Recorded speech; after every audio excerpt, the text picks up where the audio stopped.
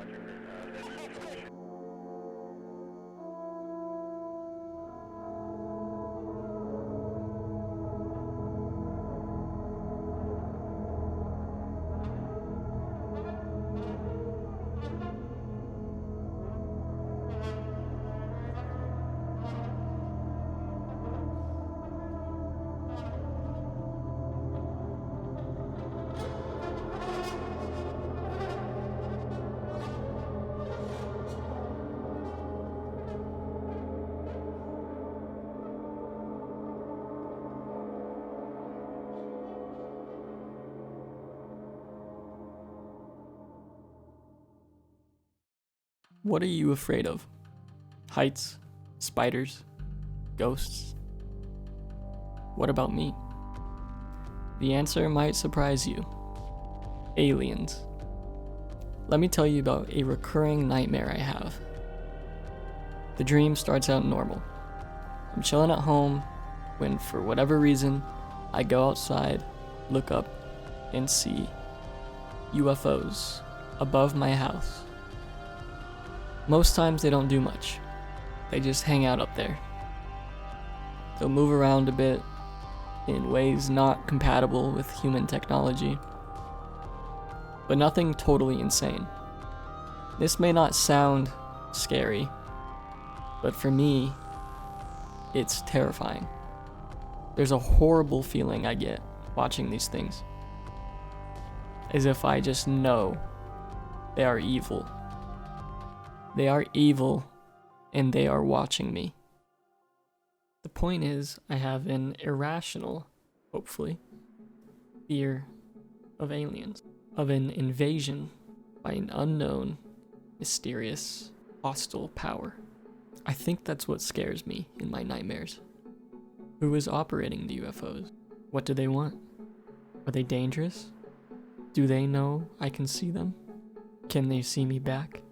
So with mysterious New Jersey drones, declassified government videos of supposed UFOs, and some personal projects, what better time to talk about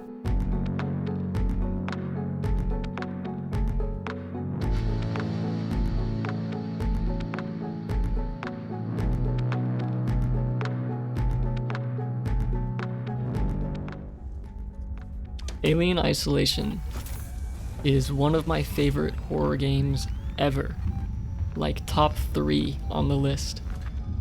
And there's a lot of videos that have been made on this game, and people have done entire videos just about the AI, which is genuinely awesome. So if you haven't played this game, I highly recommend you do. Okay, so what makes this game so scary?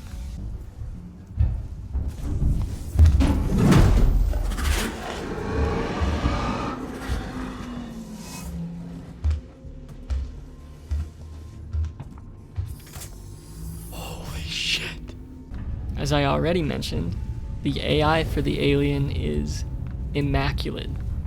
It really makes you feel like you're being hunted by an intelligent adversary, not just an animated 3D model that randomly runs around a map. It feels decisive. It feels smart. The intelligence of the AI makes it a constant threat. And this game has probably taken a substantial chunk out of my lifespan with just how well it induces stress. Here is my understanding of how the AI works. The game has a quote-unquote director that knows where you are. This director feeds the alien your location information almost like a hint to where you are. It's subtle and doesn't outright reveal your exact location, but almost gently nudges the alien in the right direction. This way it feels like the alien is slowly tracking you down. You can think of it like the game putting the alien on a leash and gently pulling it towards you when the alien can't find you on its own. This may seem like cheating, and honestly it is, but it doesn't take anything away from the experience if you're unaware of the mechanics going on behind the scenes. The illusion works because you make noise almost everywhere you go. You walk by doors that automatically open and vents that automatically open. Your tracker makes sound. Any and all of these factors make it believable that the alien really is slowly tracking you down, using context clues from the environment to find you. At least that's how it feels when you're playing it. One last note on the AI, there is actually a mod called Unpredictable Alien that I believe cuts or greatly loosens the leash of the alien, making it literally more unpredictable. And I can recommend this mod for a second playthrough. Now the story does something really smart. They don't show the alien for quite some time. Just from my memory, I don't think you come across it until at least 30 minutes in, maybe closer to 45. I don't remember the exact time, and I'm not putting myself through it again to find out, but I always thought that was really smart. The original Ridley Scott film did the same thing. The first part of the movie is almost slow, but in my opinion, it builds tension very well. And I'd say the same thing about its game counterpart. If it came out guns blazing and had the alien after you the entire game from start to finish, it wouldn't be as effective, which brings me to something else they did. The alien isn't the only threat. There are people on board who will kill you, rogue androids that will look you in the eyes while they strangle you, if you're into that. I don't know why I said that. There are even face huggers.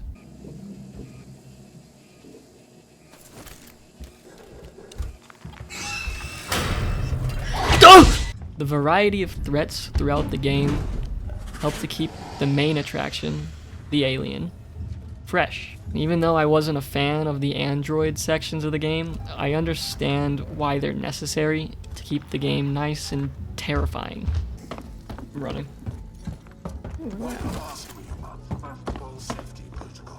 Why don't you suck my dick?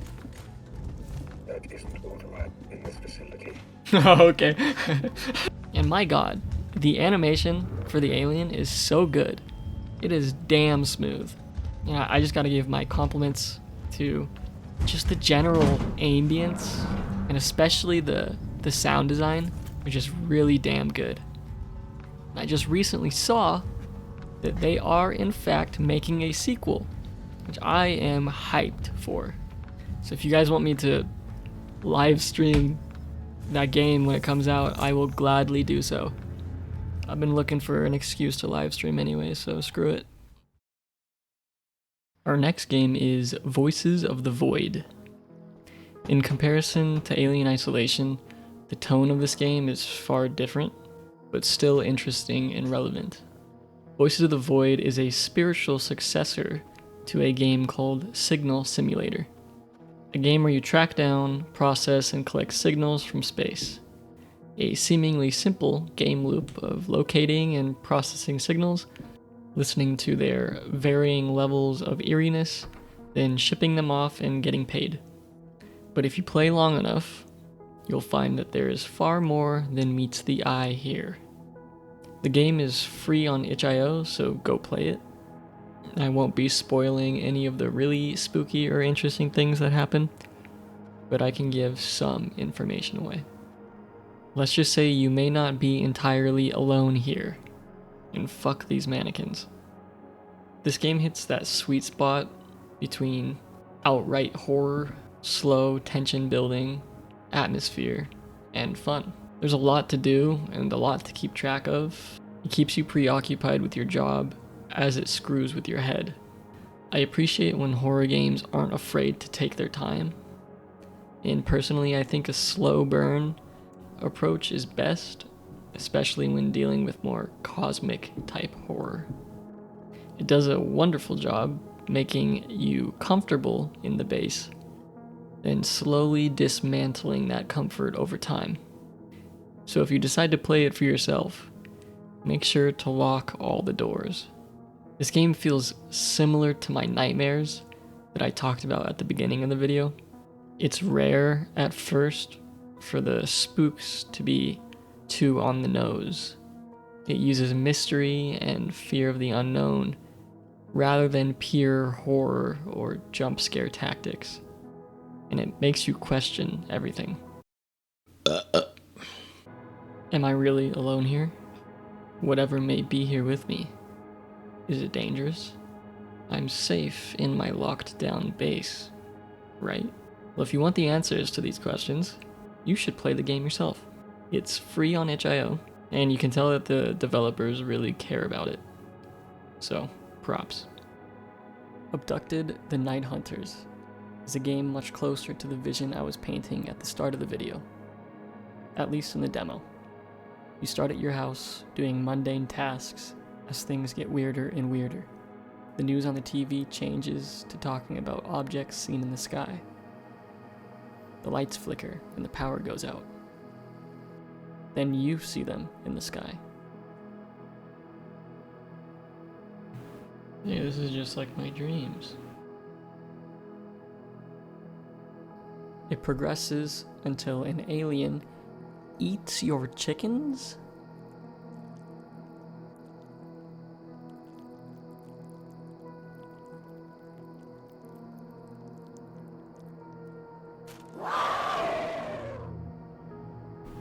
He just ate my fucking chicken. Then your dog escapes out the backyard, prompting you to chase him into a field. Oh shit! Where you and your dog proceed to get jumped by an alien.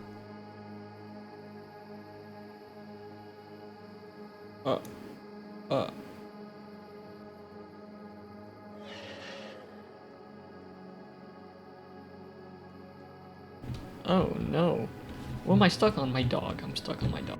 You carry the poor pupper back home as a full-scale invasion begins around you.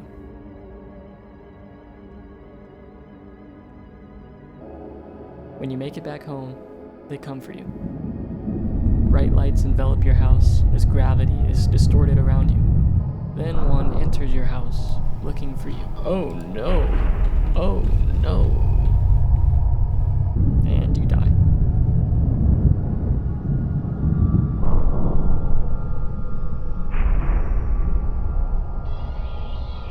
Or get taken. I'm not exactly sure. Despite the graphics and the jankiness of the experience, I kind of liked it. It attacked the tension-building aspect much closer to how I would go about it. And if you ignore the chicken eating and getting the crap kicked out of you by an intergalactic thug, it's very, very similar to my nightmares. I only played the demo because I'm broke, but I think the full game is more survival-oriented, which is cool.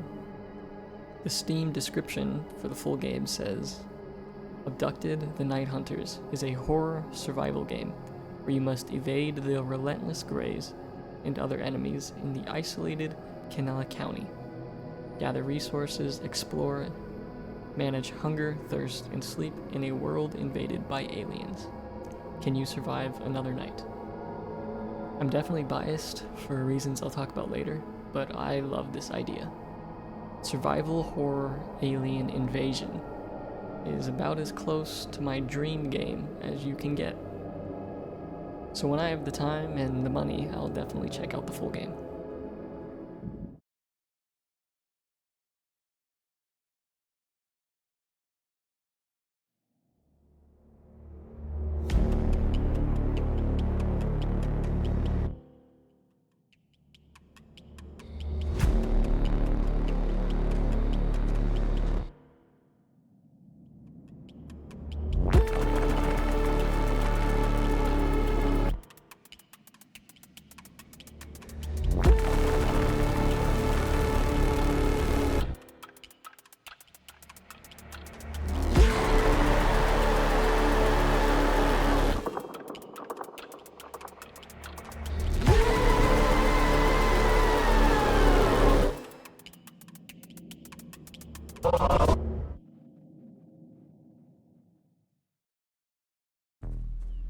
crappy teaser trailer you just watched is from my game, The Tall Man Tapes.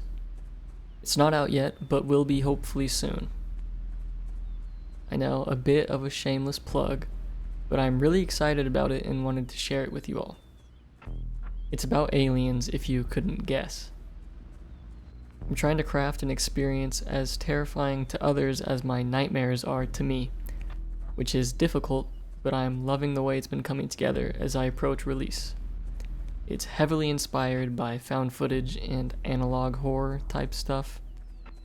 I'm really trying to focus on tension building and slowly revealing the horrors behind the scenes when they're ready. I wouldn't say the game is slow, but I tried to take some time to really establish the world and build tension. I'm trying to avoid too many jump scares and instead make the player feel that same sense of dread I was talking about earlier, mostly by using fear of the unknown, the fear that everyone implicitly has.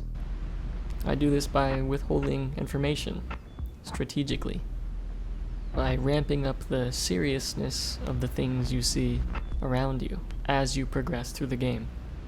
I'm making this game for people like me, people who love a good mystery.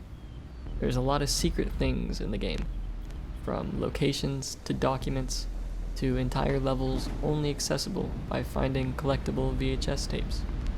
If any of this is interesting to you, it would mean the world to me if you could wishlist it on Steam. I'll leave the link in the description. So thank you for watching this video. If you liked it, feel free to comment, like the video, subscribe, do your thing. For the people who have watched my videos before and have wondering where I've been for the past year, I've been busy with this game and with a whole host of other things, but I'm back. I have a couple of videos in the pipeline that should be coming out in the next few weeks, so look out for those. Thanks again for watching the video, and I'll see you guys next time. Peace.